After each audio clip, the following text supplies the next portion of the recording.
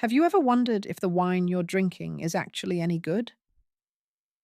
Beyond those complex tasting notes filled with exotic fruits and mysterious terms like forest floor, there are straightforward ways to figure out if your wine has real quality. Today, we're breaking down 5 simple criteria that anyone can use to assess wine quality. Let's get started. First up, faults and spoilage. A good wine should be free from noticeable faults. These can happen during winemaking or from bad storage. Watch out for cork taint, which smells like musty wet cardboard and makes wine taste flat. Oxidation gives you sherry-like aromas and a brownish color. Reduction creates sulfurous smells like rotten eggs or burnt rubber. Volatile acidity smells sharp and vinegary, like nail polish. And Brettanomyces can give you barnyard or sweaty saddle aromas. In small amounts, Brett can add character, but too much is overpowering.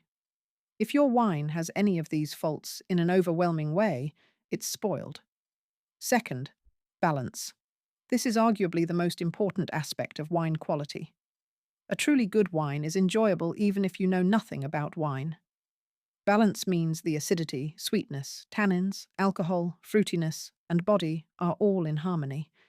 Ripe fruit flavors should be balanced by acidity, otherwise the wine tastes flabby or overly sweet.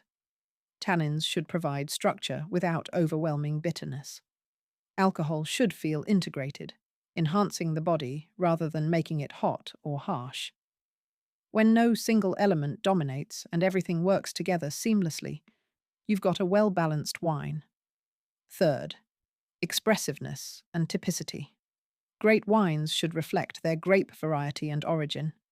Each grape and wine region has distinct characteristics that should be apparent.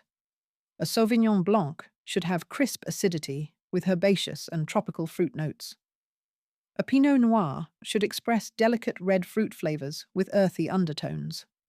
When a wine expresses the typical characteristics of its variety and origin, it provides authenticity and identity. Fourth, intensity and length. Does your wine linger on your palate and make you want to take another sip? A good wine should have clear, well-defined aromatic and flavor intensity, not muted or faint. The flavors should linger pleasantly after swallowing, leaving a lasting impression rather than disappearing instantly. Even subtle wines should have enough presence to make them interesting. If flavors fade too quickly or taste diluted, the wine may lack quality. Finally, complexity. While simplicity can be enjoyable, exceptional wines have layers of flavors and aromas that evolve over time. There are 3 categories here. Primary aromas come directly from the grape, think fruity, floral, or spicy characteristics. Secondary aromas come from winemaking, like vanilla from oak aging, buttery notes from malolactic fermentation, or brioche from lees aging. Tertiary aromas develop with bottle age, like leather, mushroom, or dried fruit. If a wine offers a dynamic experience with evolving aromas and flavors, that's a strong indicator of quality and aging potential. As the saying goes, life is too short to drink bad wine. The good news is that great wine doesn't have to be the most expensive bottle on the shelf.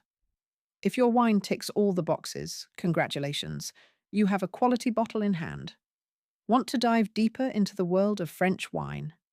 Head over to tasteofrancemag.com for expert guides and everything you need to discover incredible French wines.